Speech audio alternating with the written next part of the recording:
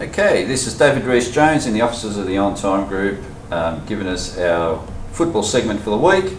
And fortunately enough, it was the Collingwood-Carlton weekend, and Collingwood won, David. So tell us a little bit about why the Pies were far too strong for Carlton. Oh, well, I can make a few excuses for Carlton, but we're not into making excuses. We know we're on the right track to getting that number 17th premiership, not too far down the track, but probably have to be next year, and Collingwood looked the goods again this year, and obviously they're too strong on the weekend, probably should have won by 6 or 7 goals. They kicked very inaccurate, especially early in the game, and probably cost them towards the end and kept Carlton in the game.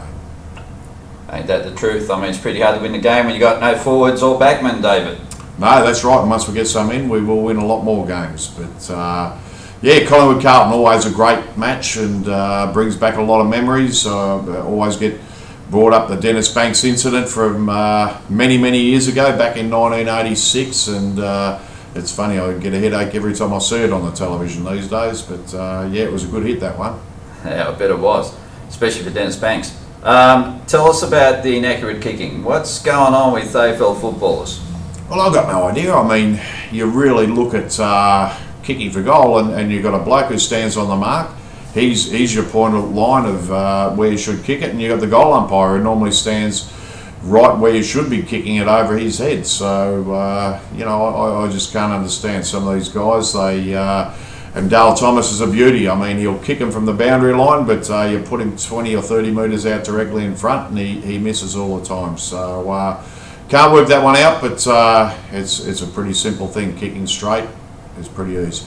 All right, well, I'd imagine the other controversy for the week was the betting scandal, which Yeah. really was no scandal in my opinion, but what's yours? Well, look, I mean, bloke goes in as a $10 bet. I think if that had happened back in the 80s, I don't think Carlton would have been able to field a team, because all the boys loved to bet back in those days. But yeah, very harsh penalty. I mean, when you take into account, I mentioned Dennis Banks before, and I woke up 15 minutes later from that in the rooms, and had no idea what had happened, but I knew it was coming. I just wish I'd have seen it coming.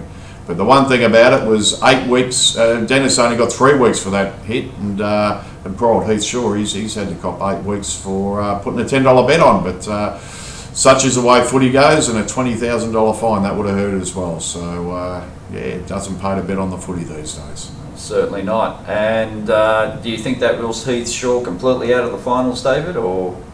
Oh no, I think they'll look after him. He'll just take it as if he's been injured. But the good thing is he can do all the training. He can keep himself fit enough, and he's a pretty smart footballer, Heath Shaw. So I'm sure he'll be back in the side come September, and doing his best for Collingwood. All right. Well, this segment was brought to you by the Ontime Group. And David, if somebody wants to contact you for their delivery or transport requirements, what number do they need to call you on? Well, look, if anyone's having problems with their transport, their drivers, their vehicles breaking down, or any general interest in how they get things moved around the metropolitan area, they can give me a buzz on 1300 80 88 84. Or the correct number, 1300 80 84 88. 84 88 would be even better. All right, you'll probably get me on that one too. Thanks, Dave.